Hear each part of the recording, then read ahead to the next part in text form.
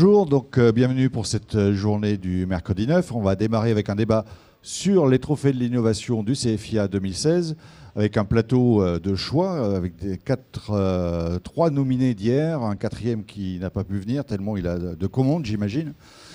Donc on va démarrer cette première partie déjà pour parler des trophées. David Luche, je vais me tourner vers vous. Merci d'être venu sur notre plateau. Vous êtes responsable du marketing de GL Events et sur la partie CFIA. Est-ce que déjà vous pouvez nous faire un petit historique de ces trophées de l'innovation qui existent depuis le début? CFIA a 20 ans, ça existe depuis le début. 20e édition du CFIA, 20e édition des trophées d'innovation. Ça a commencé en 1997 avec une seule catégorie à l'époque, un seul prix. Et aujourd'hui, on est arrivé à 4 catégories et une nouvelle catégorie cette année, qualité, hygiène, sécurité et environnement. D'accord, donc 4 catégories. Alors déjà, j'ai 2 membres du jury. J'aimerais que vous vous présentiez, que vous m'expliquiez un petit peu comment vous travaillez, quelle est la procédure de sélection, comment est fait tout ce travail. Parce qu'un trophée n'a de valeur que si on a un jury indépendant, sélectif. Comment ça se passe ? Jean-Marie Rousselet, ingénieur conseil à la CARSAT Bretagne. J'ai en charge la prévention des risques professionnels pour l'agroalimentaire sur l'ensemble du territoire breton. Je suis membre du jury depuis une douzaine d'années et donc j'ai vu à ce titre l'évolution du processus. Alors cette année, nous avions environ 96 dossiers à regarder, classés en 4 catégories que nous n'avions pas le droit de changer de catégorie. Parce que des années, il y a des dossiers qu'on trouvait mal classés et que nous nous permettions de changer de colonne et c'était très difficile à gérer derrière. Alors au niveau de la présélection, en ce qui me concerne, je lis déjà une première fois l'ensemble des dossiers par catégorie. J'élimine tous ceux qui ne me paraissent pas du tout recevables. Et puis après, si j'ai des coups de cœur, je mets des petites annotations, et c'est en lecture, relecture et par approche successive où j'arrive à la finalité. Lorsque j'ai des doutes, je téléphone aux entreprises pour savoir exactement quelle est la finalité du projet. Ça veut dire qu'à chaque fois, c'est des dossiers qui vous sont présentés. Vous n'allez pas de vous-même vous dire, tiens, dans tel secteur, il y a peut-être tel dossier qui devait être présenté. Il y a cette démarche. Non, il faut vraiment faire acte de candidature. Oui, nous recevons l'ensemble des dossiers début décembre. Comment ça se passe de votre côté? Une fois qu'il a déjà enlevé 20-30% des dossiers, vous en reste moins déjà? Non, parce qu'en fait, chacun fait le même travail. Donc, juste me présente, Samuel Labbé, responsable achat consommables, ingrédients techniques de la société Vitraine d'abattage, filiale d'Agro Mousquetaire. Donc, un peu pareil, je reçois les dossiers, je fais une première sélection. Sur ce que je trouve innovant ou pas innovant. On essaye de regarder aussi si c'est un fabricant ou pas un fabricant. C'est un point pour moi important, voir s'il y a une vraie innovation et voir aussi si derrière on peut industrialiser ou pas le projet. Ce sont mes critères de choix. Et après, on a 3 choix à faire qu'on classe 1, 2, 3. Le premier, le deuxième et le troisième. Il y a des points qui sont attribués. Et après, il y a une moyenne qui est faite avec tous les jurys. On doit être 15-16 jurys à peu près. 20. On est 20 jurys. Donc il y a 20 personnes différentes qui, chacun de leur côté, classent les différents dossiers. Et vous, à la fin, on fait le même. Exactement. C'est-à-dire qu'en fait, on envoie... Alors il faut déjà rappeler que toutes les sociétés exposantes sur le salon ont la possibilité de participer au trophée d'innovation. La seule condition, c'est que ça soit une innovation qui a été créée dans l'année. À partir de là, on compile l'ensemble des innovations. On compile l'ensemble des dossiers, on l'envoie individuellement à chaque membre du jury. Il est important de rappeler qu'aucun membre du jury n'a de contact avec les autres. C'est-à-dire que la sélection des nominations se fait de manière indépendante. Chacun a la possibilité à partir de ce moment-là d'étudier, d'appeler, comme le disait Jean-Marie, les sociétés. Je demande à ce moment-là à ce qu'on m'envoie les sélections de chacun. Je me charge de compiler l'ensemble des points. Et à partir de là, on a un podium qui se détermine dans chaque catégorie. On a donc les 3 nominés dans les 4 catégories. Est-ce que déjà l'année 2016, avant qu'on regarde un petit peu les nominés qui ont été annoncés hier soir, est-ce que l'année 2016 a été un bon cru? Je vais peut-être plutôt laisser... Moi je dirais que c'est un bon cru, mais je suis pas là pour juger. Alors, en ce qui me concerne, c'était un très bon cru, parce que le choix était très difficile, très délicat à réaliser. Dans certaines catégories, je me retrouvais avec 5-6 sociétés et il fallait qu'ils sortent 3 noms, donc toujours délicat. Alors que malheureusement, ça n'a pas toujours été le cas dans certaines catégories où il y a des années, on n'avait que 2 lauréats et on cherchait désespérément si on en mettait un 3e ou pas. D'accord. Et quel est, vous qui avez fait 13 jurys, si j'ai bonne mémoire, votre meilleur souvenir à un moment? Il y a eu quelque chose où, en 13 ans, vous vous êtes dit, oh, là, franchement, on a atteint le Graal? Au niveau de... Alors, en ce qui me concerne, c'est une année où nous avons pu attribuer un prix spécial sécurité pour une personne qui avait fait un développement vraiment très important en matière de sécurité des salariés dans les abattoirs de découpe. Et là, nous avions demandé au jury, au CFIA, la possibilité de remettre un prix spécial et ça a été accepté. Et pour moi, c'était un très bon souvenir. Et de votre côté, les mousquetaires, c'est pareil, il y a peut-être moins de souvenirs en arrière, mais déjà... Pas trop de recul, je reviendrai dans 10 ans. Mais déjà dans la sélection de cette année, vous avez vu des choses, vous avez dit là vraiment c'est intéressant. Il y avait des choses intéressantes, d'une part pour mon métier, et d'autre part aussi pour les métiers R&D sur les ingrédients notamment, sur les emballages aussi, sur tout ce qui était automatisme, etc. Le froid aussi également. Donc en effet, il y a des choses intéressantes. Alors on va regarder un petit peu les trois, on va en 3-4 minutes faire le point de 3 trophées qui ont été remis hier. Je vais démarrer peut-être par le plus imposant. Enfin, physiquement, non, pratiquement, vous avez quand même proposé une pile énergétique. Est-ce que déjà vous pouvez nous expliquer un petit peu de quoi il s'agit? Oui, donc je vais peut-être me présenter au départ. Bien sûr. Frédéric Mincieux, je suis directeur général de la société Clogère, une société spécialisée dans le domaine du froid industriel et du traitement d'air pour l'agroalimentaire. La pile énergétique, en fait, le principe, c'est vous accumulez de l'énergie à une température programmée de -20 à +80 au moment où vous le désirez, généralement au moment où l'énergie est la moins chère, pour pouvoir la restituer au moment où vous avez un besoin chez nos clients. Voilà un peu le principe pour simplifier le mode de fonctionnement de la pile énergétique. Si j'ai bien compris hier soir, vous avez fait de la co-innovation, c'est ça? On a fait vous n'avez pas été seul, vous êtes spécialisé du froid, mais ce n'est pas votre métier, ça. Moi, j'ai une forte conviction sur les entreprises françaises. Et par l'expérience, ce que j'ai pu constater, c'est que les entreprises françaises ont la capacité à associer une multitude de savoir-faire pour arriver à répondre à un besoin client. Et c'est vraiment une caractéristique des entreprises françaises. Donc là, on rentre vraiment dans de l'innovation. Et effectivement, je dirais, c'est la société Clogère, 45 ans d'expérience en froid, dans l'agroalimentaire, et une start-up, la société Kaplan Énergie, spécialisée dans la chimie, donc le savoir-faire chimique, qui nous ont permis de développer ce principe de pile énergétique. En fait, c'est l'association du savoir-faire thermique au savoir-faire chimique. Parce que le principe existe déjà quelque part, mais vous avez une vraie rupture d'innovation qui a été développée? Le principe, je ne sais pas si on peut l'expliquer peut-être en 30 secondes. J'ai peur qu'on n'arrive pas à suivre. Très simplement, le principe, c'est jusqu'à présent, vous aviez des produits qui existaient, qui étaient sur des bases thermiques. C'est le principe de la machine à glace. Je fabrique de la glace que je transporte.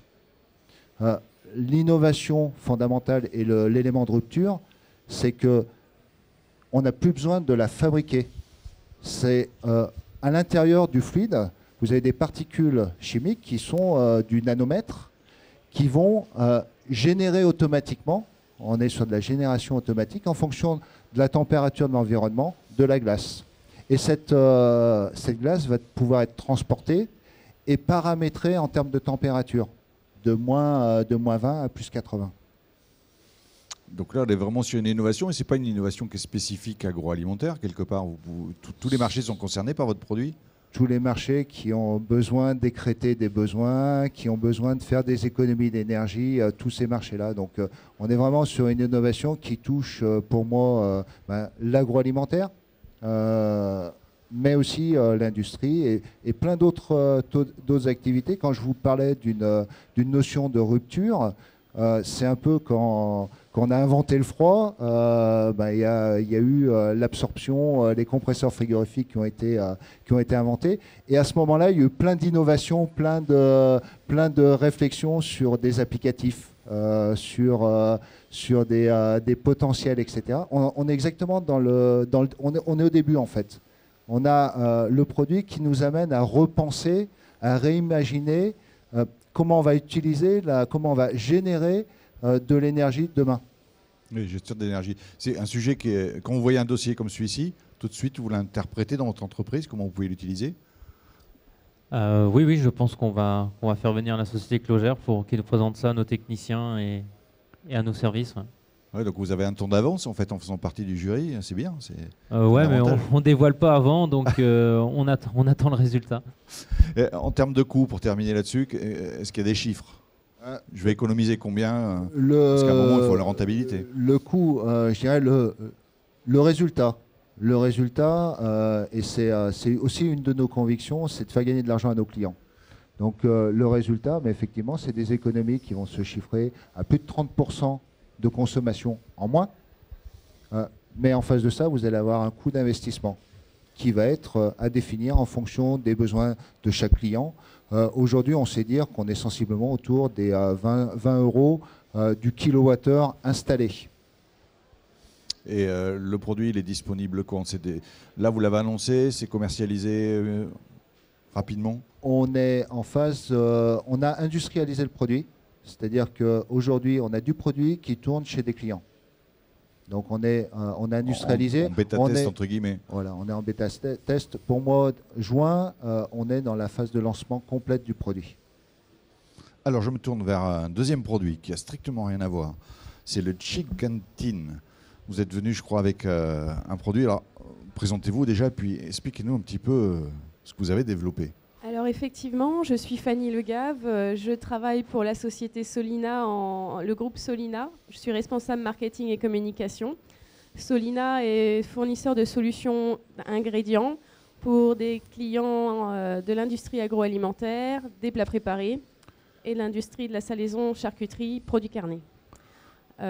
Chicken Tin, c'est un petit peu l'illustration de notre savoir-faire aromatique et fonctionnel, mais c'est également l'illustration d'une démarche d'innovation, d'une proactivité que nous mettons à la disposition de nos clients au quotidien, et un concept qu'on a voulu pousser vraiment au bout en termes de produits finis. C'est-à-dire qu'en fait, vous essayez d'apporter à votre client des solutions qu'il n'aurait pas pensées. Enfin, je ne sais pas si on peut le résumer de cette façon-là. Exactement. Le client est en attente d'une proactivité, il cherche une équipe derrière pour l'aider à générer des concepts nouveaux. C'est ce que nous faisons au quotidien et là on a essayé justement de s'intéresser à une problématique chez nos clients industriels de la volaille, puisqu'on a remarqué que l'aiguillette de poulet était un produit qui était valorisé mais pas suffisamment présent dans nos linéaires.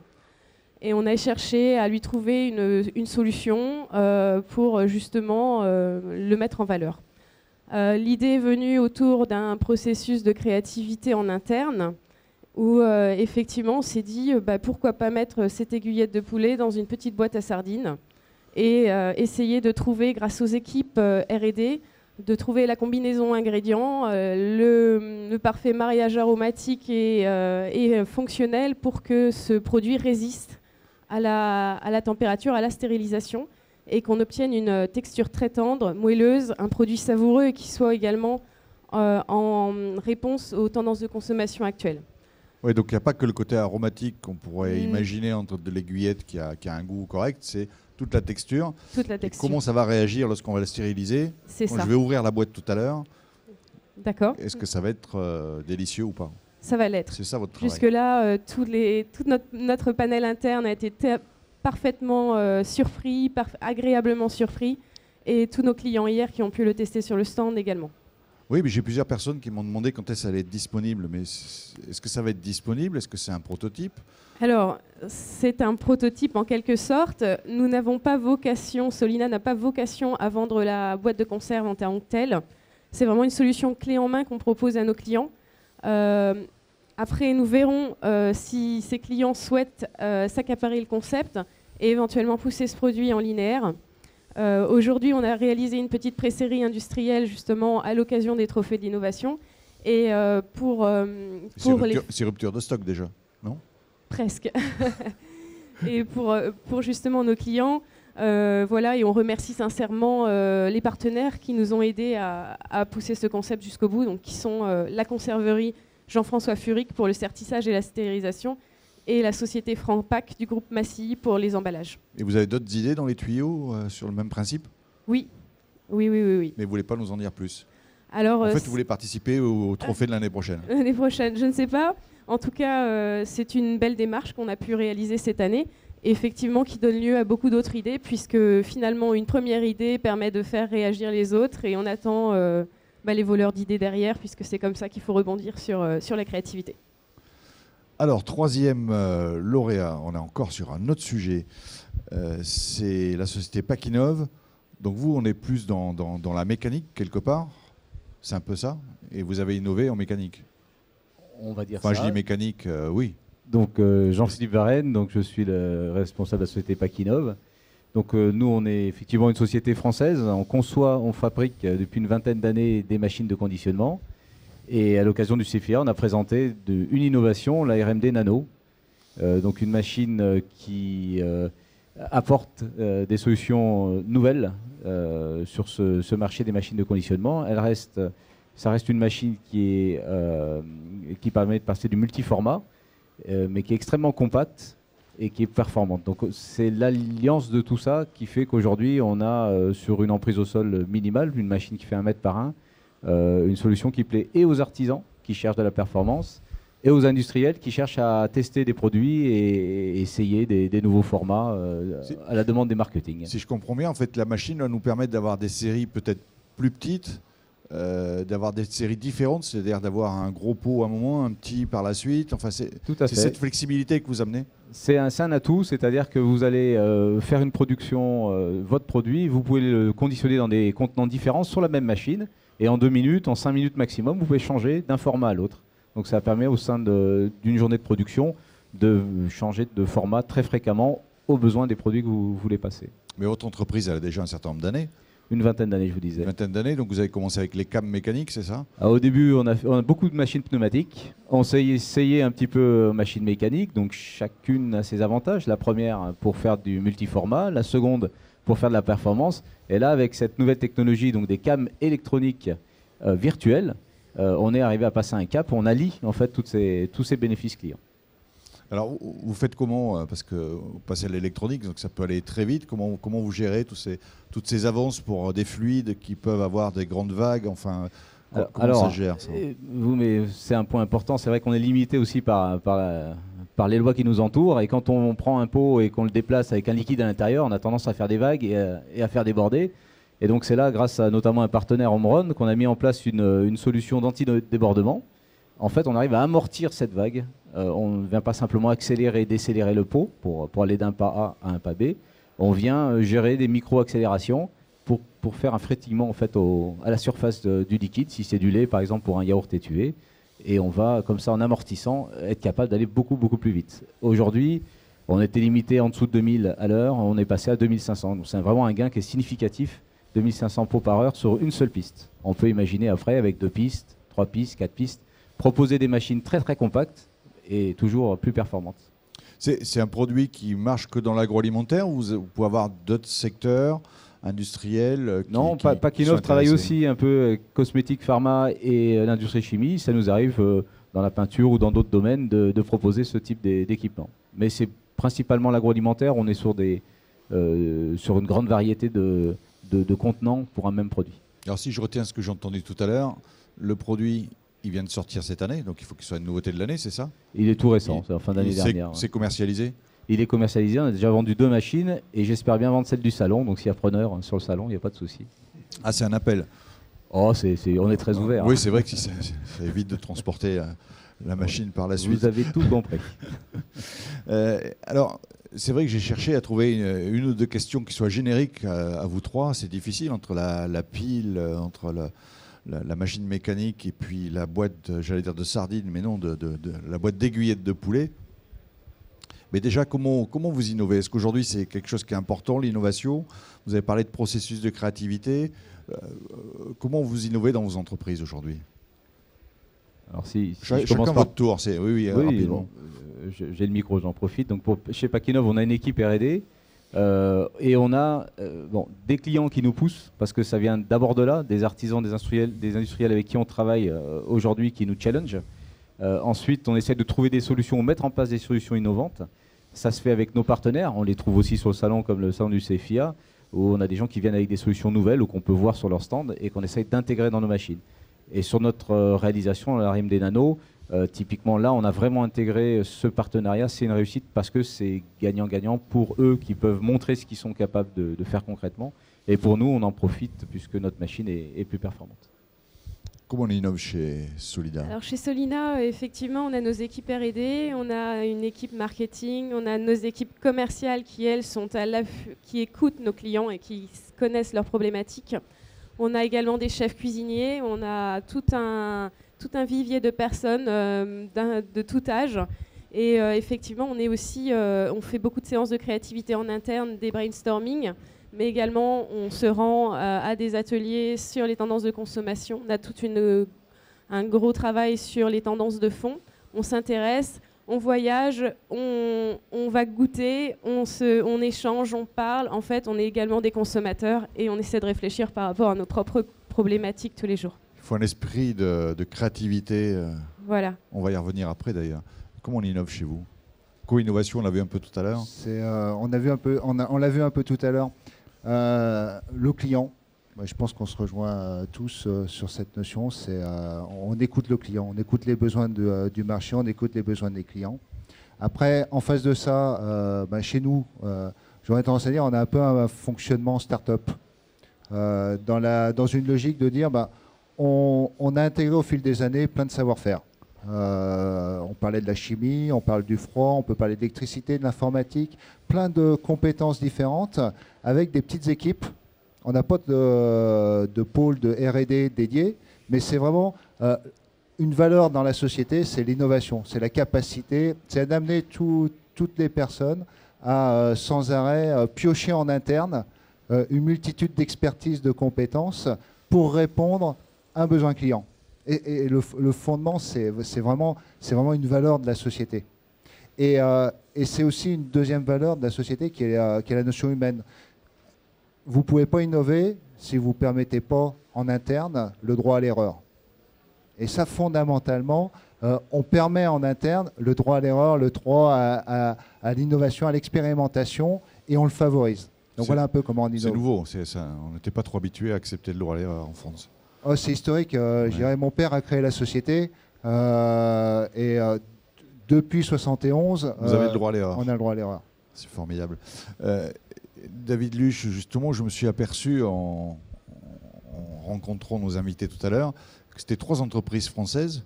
On a Biotech aussi qui n'a pas pu nous rejoindre, mais qui est également une entreprise française. C'est la première fois qu'on a 4 lauréats français. Alors il faudrait remonter dans tout le palmarès pour pouvoir valider ce que vous dites, mais c'est en tout cas assez rare d'avoir la chance d'avoir 4 lauréats français au Trophée de l'innovation. Ouais, et alors justement, est-ce que ça vous aide, vous, pour aller à l'export? C'est-à-dire ce trophée, est-ce que c'est quelque chose qui vous donne envie d'aller plus loin? Parce qu'on dit toujours que les entreprises françaises sont trop petites, on manque de TI, on manque d'entreprises à taille internationale. Est-ce que vous avez cette envie-là ou pas? Maintenant, vous avez développé des choses, enfin, je sais pas, quand je vois votre pile, je ne suis pas un spécialiste, mais à vous écouter, il y a un marché, mais... Donc, droit à l'erreur, innovation, depuis 40 ans, ça fait 35 ans à peu près qu'on fait de l'international. Aujourd'hui, ça représente plus de 40% de notre activité. On a repris en 2015, début 2015, une société aux États-Unis d'une centaine de personnes et 30 millions d'euros de chiffre d'affaires. Mais je vais vous répondre très simplement, on a pu faire de l'export parce qu'on était capable d'innover en France. Et le début de l'export s'est fait effectivement par des savoir-faire développés en France, des produits développés en France qu'on a internationalisés. Et on va continuer, effectivement, pour moi, les trophées de l'innovation et la pile énergétique va nous permettre de renforcer notre rayonnement mondial. Oui, surtout que c'est presque notre marché pour vous. c'est un peu, vous pouvez en faire, vous pouvez aller plus loin que le froid que vous faites actuellement. On peut aller beaucoup plus loin que le froid qu'on fait actuellement, effectivement. Et là, on va pouvoir générer du rayonnement sur l'ensemble des continents. De votre côté? Alors nous, côté export, on fait à peu près 20% aujourd'hui, mais je rejoins mon collègue. Donc c'est en France d'abord au contact de nos clients historiques qu'on innove. Et derrière, c'est beaucoup plus facile d'aller sur les marchés export et de proposer nos produits. D'ailleurs, l'une des 2 premières machines qui ont été vendues, c'était déjà dans les pays du Maghreb où ils sont très attentifs à ce qui se passe en France. De votre côté, c'est pareil, l'export pour les ingrédients, le savoir-faire français en culinaire quand même. C'est vrai. Notre centre culinaire la partie culinaire du groupe est essentiellement basée à Bréal, en effet. Mais on est un groupe qui est implanté, très implanté en Europe. On est 1000 collaborateurs. On a 12 sites de production répartis sur l'Europe. Et puis, on est présent avec nos laboratoires et centres de R&D sur 28 pays et bureaux commerciaux également. En ce qui concerne Chicken Tin, effectivement, on a essayé de tester la température, prendre la température sur les différents pays sur lesquels on opère. Et on sent déjà un intérêt, effectivement, au niveau des sites de notre groupe, donc déjà en Europe et en Asie, puisqu'on a déjà envoyé quelques petites boîtes à nos collègues asiatiques et également sur les marchés d'Afrique du Nord. Alors, comment vous valorisez le trophée que vous avez eu aujourd'hui? On va terminer quand même sur ces trophées. Trophée CFIA, une fois qu'on l'a, bon, ça peut être un poster dans le bureau, c'est sympathique, mais il faut peut-être aller un petit peu plus loin. Comment vous le valorisez en interne après?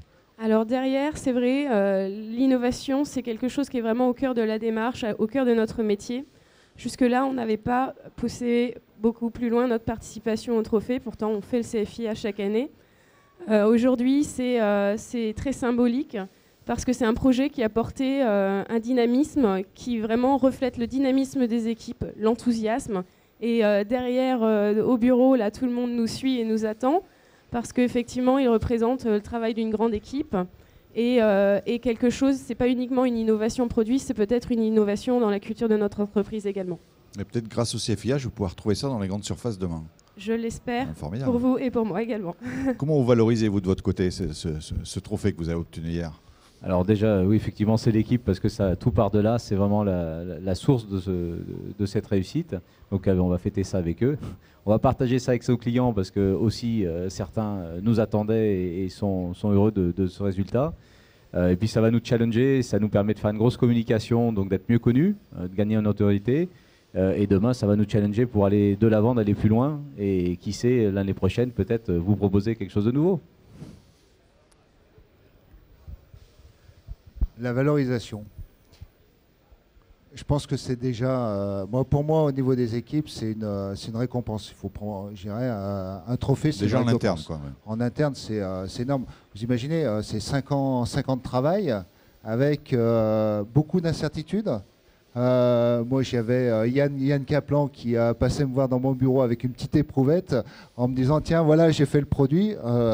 Attends, c'est pas industriel encore. Comment on fait? 5 ans. 5 ans donc c'est vraiment une gratification et ça pour moi c'est important.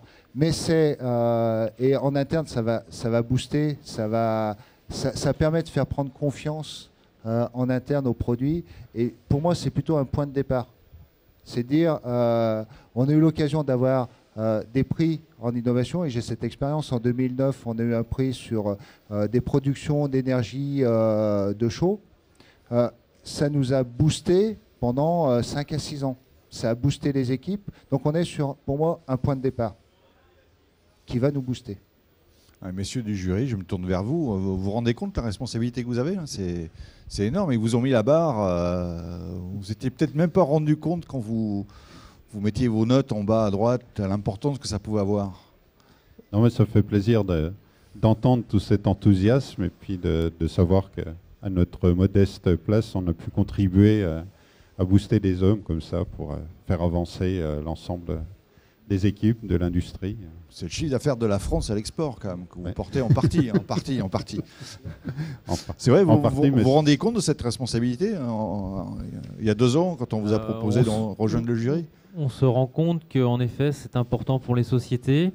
Quand ils débarquent devant nous et qu'ils voient 20 jurys, on les sent plus ou moins stressés. Et c'est vrai que pour eux, c'est un impact important, parce que je pense que le CEFIA est reconnu maintenant de façon, c'est un salon national qui est reconnu dans le monde agroalimentaire. Et pour eux, c'est une vitrine. Et c'est clair qu'avoir un prix de l'innovation, c'est moteur pour le développement. Bon, mais David Luche, je termine avec vous. Là, la barre elle est très très haute. 2017, ça se présente comment? Donc, il va falloir encore aller plus loin. On va d'abord finir 2016. C'est encore une journée. On est sur les trophées. Les trophées 2017 sont en marche. Les trophées sont déjà en marche, c'est sûr. Ils sont en développement chez certains d'ailleurs déjà. Ouais, c'est vrai que quand on entend tout ça, on se dit que la barre va être encore plus haute en 2017. C'est du moins ce qu'on souhaite. Après, pour conclure et pour finir, il faut bien préciser que on a conscience du temps et de l'investissement de l'ensemble des participants et de tout ce que ça représente. Et c'est souvent des années de travail. Et on a vraiment la chance et on est vraiment heureux au CEFIA de pouvoir mettre en avant et de valoriser toutes ces sociétés parce qu'on sait que c'est pas le fruit du hasard. Et à l'inverse, et pour conclure aussi, on sait que par rapport aux membres du jury, c'est vraiment un travail de longue haleine, c'est beaucoup de temps, c'est beaucoup d'investissement. C'est quand même 96 dossiers cette année qui ont été étudiés. Ils font pas ça à la légère, ils posent beaucoup de questions, ils sont très intéressés. Les lauréats pourront vous le dire, sur la soutenance des nominés, il y a des questions qui sont très pointues parce que ça se fait pas comme ça. Et je me dis que, évidemment, l'édition 2017 sera encore très riche, du moins je l'espère. Et on sait très bien que le salon CEFIA et tous les exposants travaillent d'arrache-pied pour proposer toujours de nouvelles solutions. Et c'est peut-être pour ça aujourd'hui qu'on a la chance d'être reconnu comme un vrai beau salon de l'agroalimentaire. Écoutez, on va rester sur ce côté positif, en attendant des lauréats peut-être 100% français à nouveau l'année prochaine. Et donc merci d'avoir participé à ce débat sur les trophées de l'innovation 2016. Merci, au revoir.